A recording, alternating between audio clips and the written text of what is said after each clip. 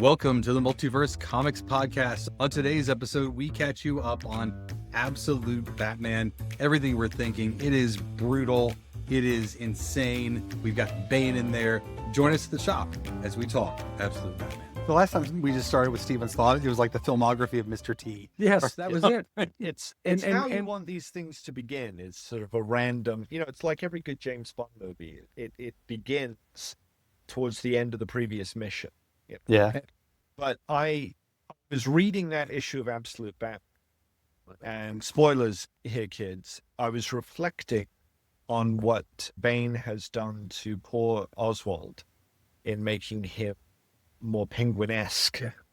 And for some reason, my wife and I fell down a YouTube rabbit hole of like the 30 physical deformities that, were on this list. And of course, there's a bunch of the actors who were in the Todd Browning movie Freaks and all this kind of stuff.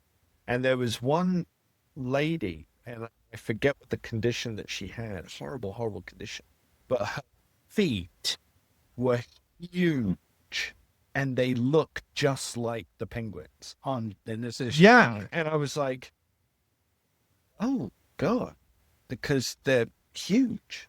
Anyway, so just a strange correlation. Yes, exactly. Well, but and we bring this up horrible. because Absolute Batman, as Jason has alluded to, is probably the best Absolute book in their running right now, more enjoyable. It is actually the most brutal. Bane. Oh, it's a horror show. I mean, I've never seen anything like this. We're not gonna just do it all on just Absolute Batman today, but the two of us came in with this going, did you read this, Did Jason? you read that? And Jason's having to catch up a little bit, but if you're not reading Absolute Batman, first off, shame on you. Log on, get a subscription, and come by the shop. Maybe we'll have some on the wall. But there's some brutality that Bane inflicts on potential Bruce's rogues gallery. Let's rewind. Rewind a bit. Rewind just. Okay, so the Absolute Batman, the current arc, is a Bane arc. Yes. And Bane is absolute Bane, so everything gets amplified. All the bad gets amplified. Right? Yes. We had a Mr. Freeze arc that was meh. There was an in-between. Yeah, it was okay. Yeah, we had a filler artist too, and it was not as good. So Dragotta is apparently a huge part of that combo is important. Right. Snyder and Dragotta. So the Bane arc, though, is just insane. So we've got a new Bane, spoilerific. So we'll give you the highlights of it. Bane grew up a political rebel, like in a Latin country, right? And was trained and brought up in militaristic stuff.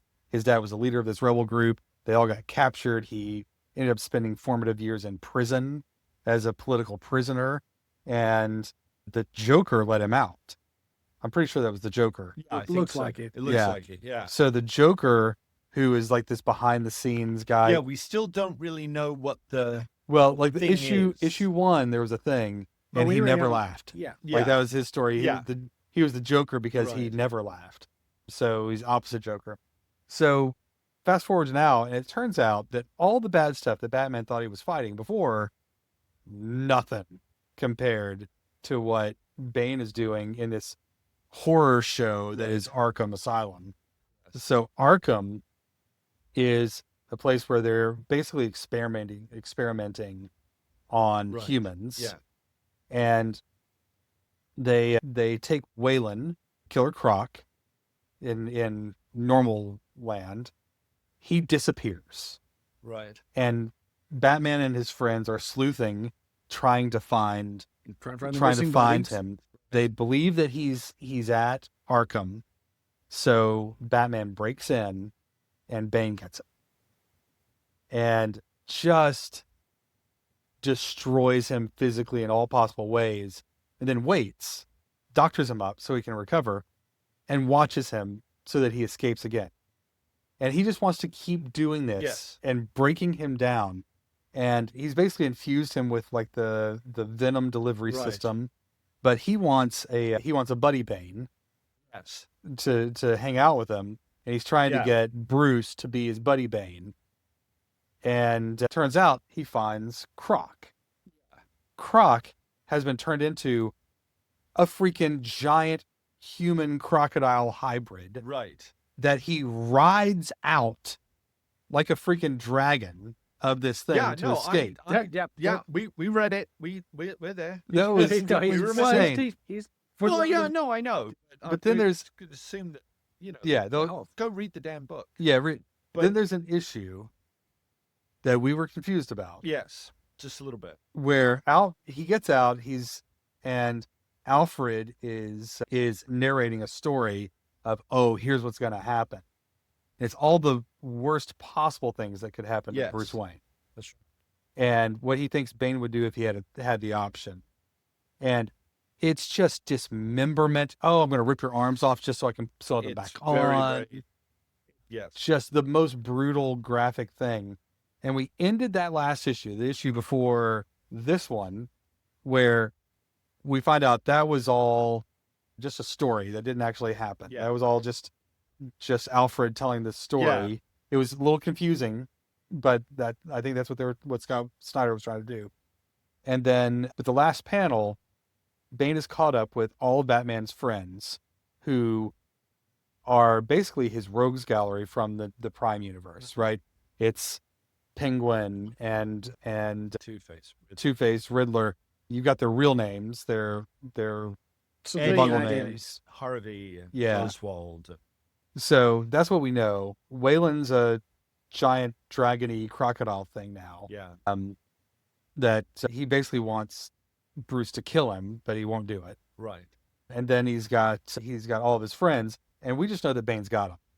And this issue is all the stuff that Bane does to these people. The aftermath. It's the aftermath, and that's and again, thank you for the reminder that it was all speculative fiction. Yeah, they threw Stephen and I off a little bit because we thought Bruce lost his arms, and then suddenly he had his arms back, and that was very confusing. Yeah. It was sort of like the Knight from Monty Python. Yeah.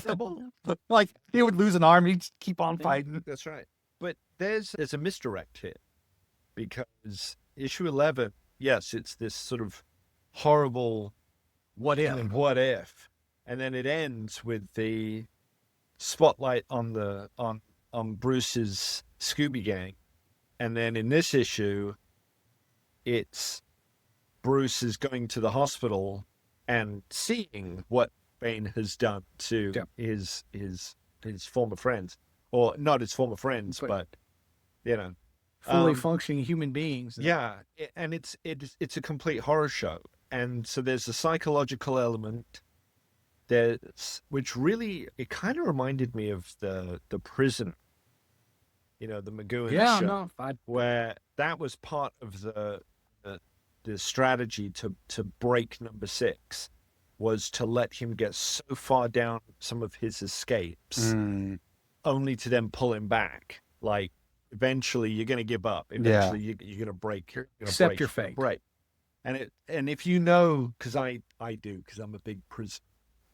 There's a moment in one of the very early episodes where number 2 is having a conversation, and the point comes up like, we cannot use the traditional methods, meaning that the traditional methods, which would no doubt involve a lot of, horrible beatings or something with pain involved. They can't do that because they want to break number 6.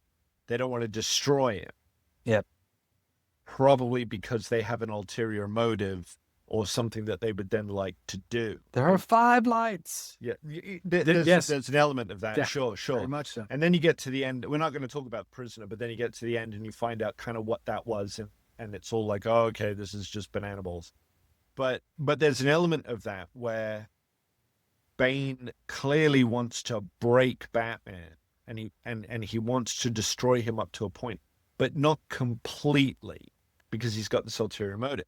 I think maiming and disfiguring his buddies is probably not going to have the effect that he thinks it's, okay. But I thought the Bane origin that we got is so close to the Bane origin in the regular Batman books. but it's taken to this sort of horrible extreme. Yeah. It's much more visceral.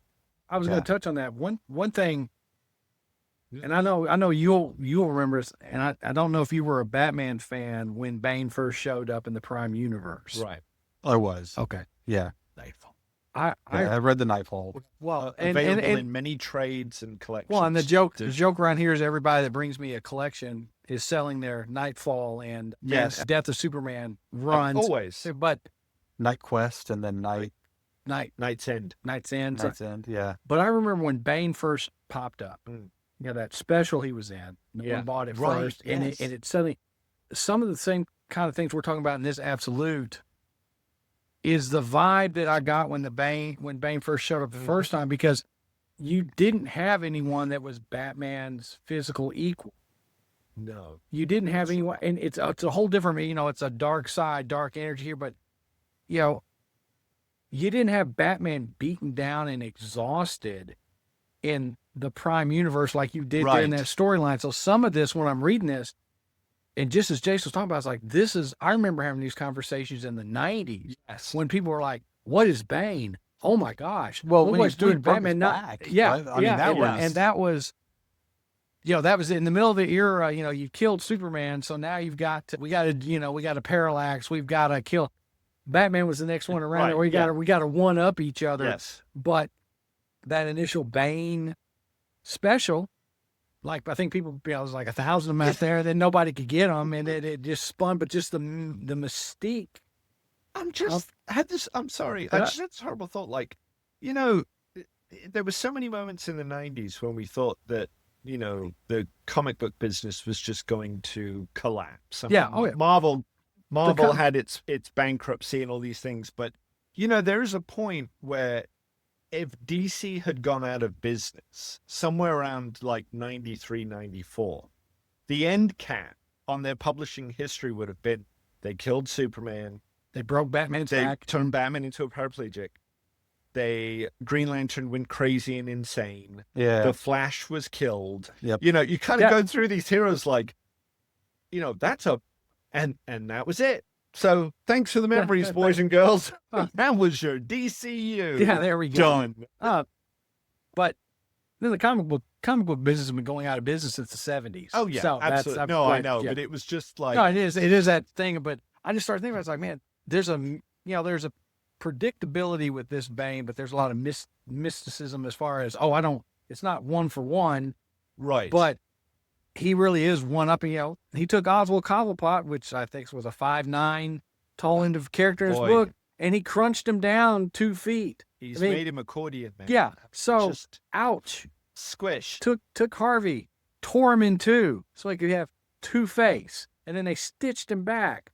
I don't know what universe you're in, kids, but if I got split in two, I'm probably not getting stitched back up. That's a damn dark side energy. Yeah, right. So I remember Bane in Nightfall. And sort of thinking like, I don't know if it was the writing style. That was, what was that? Alan Grant, Chuck Dixon.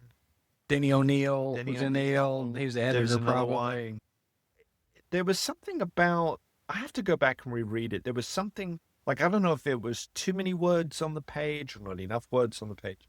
But I always thought, like, Bane just doesn't seem to be coming across quite as sinister as I would have expected Bane to be. I don't know why I thought that. We'll do a follow-up episode when I figure that out. But I remember watching the Batman animated series, and this is at the point where where they changed the art style. Yeah.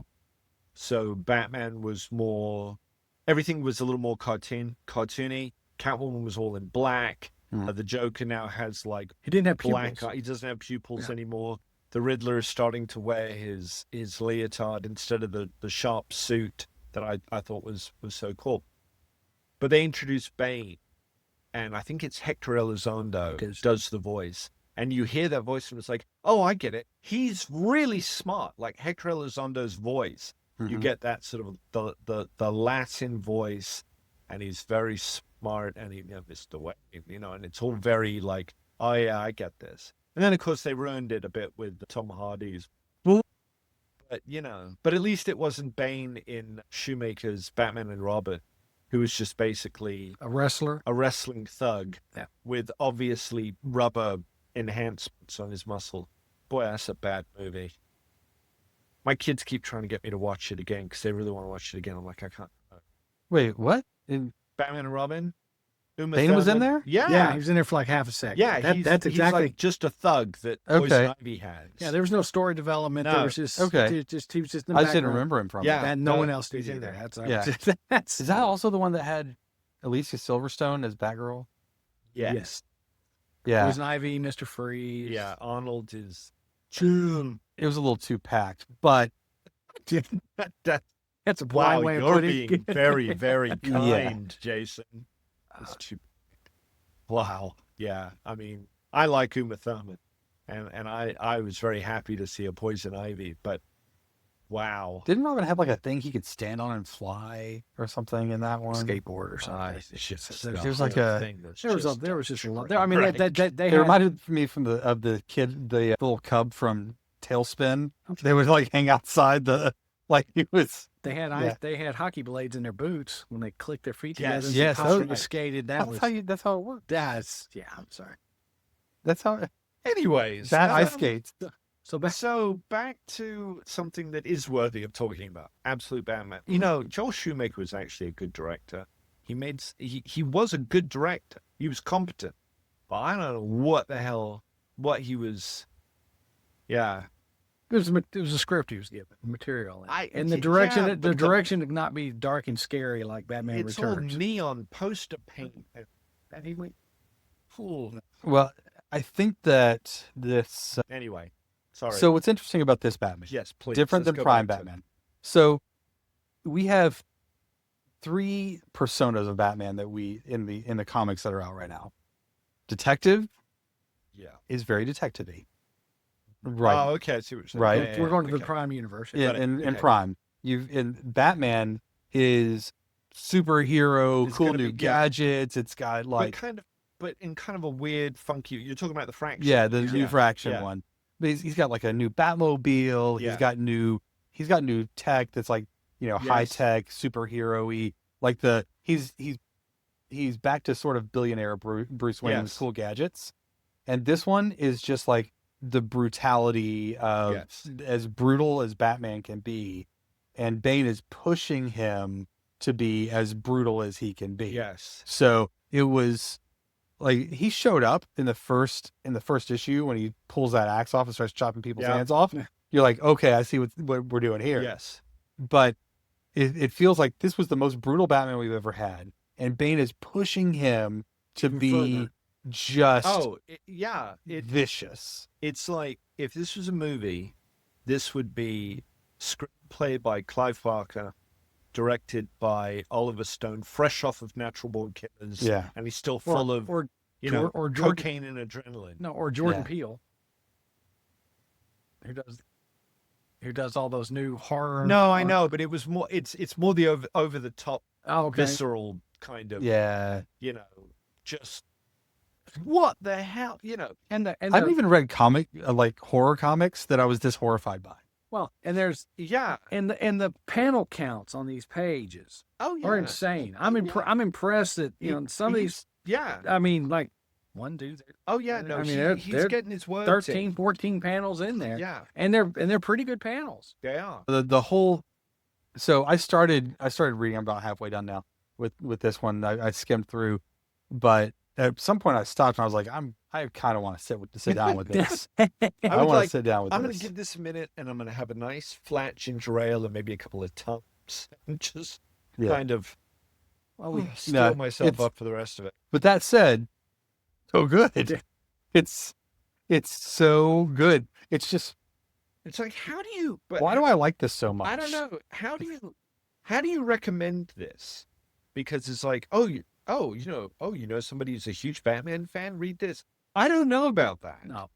But then there's also the, I don't like Batman. Well, here you go. I don't like, what is the audience? But it's doing well. So clearly there is an audience. I'm enjoying it. I think there is a story. Like this is it's a brand new take on Batman. Yeah. Well, I dig it. The way I explained it to a mother that came in, and well, no, she came in with her. Do not let your child read this. No, she came in Yes. with a 16-year-old child. Right. And I said, okay, let me explain to you the overall vision of this. I said there was an ultimate bad guy. He sacrificed himself to create his own universe because he was tired of Superman being the center of that universe. Yes. So I said, so when you look at this is not Batman. This is not your Batman. Now, I even said, thumb through this issue over here before you decide you want to go down this road. I said, I'd rather send you out with Absolute Wonder Woman. No. Well, Absolute Wonder Woman. Well, because this kid was very focused on the Absolute Universe because he's like, I'm not a comic book fan. I've read a little of this online. This looks interesting. I was like, okay, here's what it is. I said, but also at some point in time, the bill's got to be paid. Darkseid's going to be dealt with in this universe. Something's going to happen to it. There's elements everywhere here and there. You know, KO, DC KO, which we're going to talk about here in a minute, might be the opening salvo in how we're going to deal with the Darkseid universe. Right. Because I even said over here in Superman, the Dark Legion is popping up over there, and I will give them credit on how they're trying to explain how many different versions of the Legion they are. I really like that. Come back to that. I loved that. No, I did, but I didn't want to. That was really a good idea. My absolute rant here for the kiddos out there. If you're 16 or older, you're probably fine with this.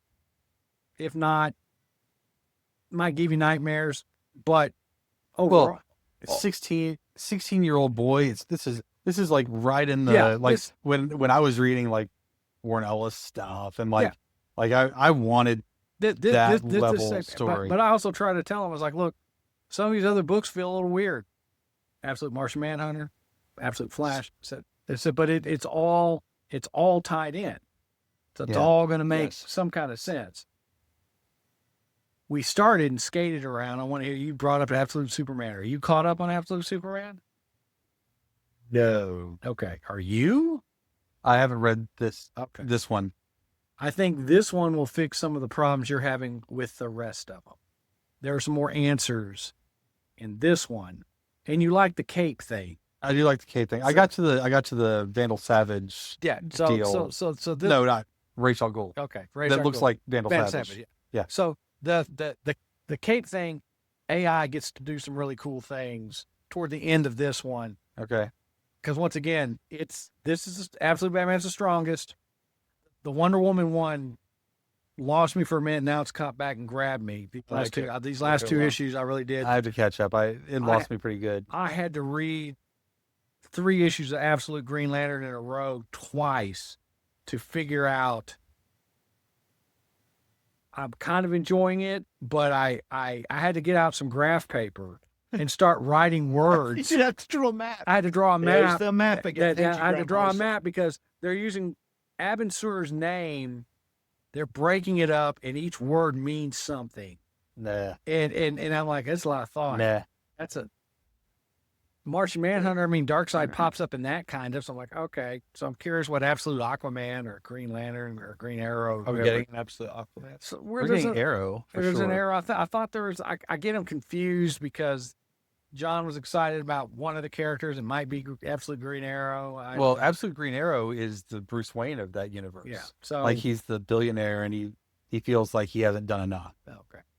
So I failed this city. It's very much that. Yeah. Okay. Yeah. But he's the Bruce Wayne of that universe. Again, I'm digging it. I like it. I think it's crazy. It's an Elseworlds. Yeah. It is an Elseworlds. I wish they had that on the cover, but fine. But no, this is just crazy. But I was thinking, this was my thought, is that I remember, and this may be, what is it? Mandela effect. Mandela effect. Okay. Okay. Listen to previous podcasts. Only if we all agree. Only if we all remember the thing wrong. Okay. That Bendis, when talking about Ultimate Spider-Man, said that the mission statement was, what if Stan Lee and Steve Ditko had created Spider-Man in the early aughts instead of the 1960s, Yes. what would that have looked like? Okay. And so if you play that out as being, that's the ultimate universe, this is, what would the X-Men look like if they were, this kind of stuff.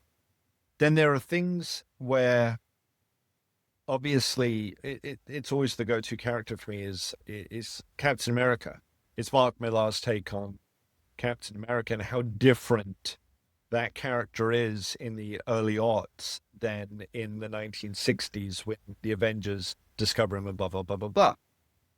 I don't think that that's the motivation here. That might have been the motivation for the Ultimate line of books. I don't think that's the motivation for the Absolute books. This is more story-centric, not thematic.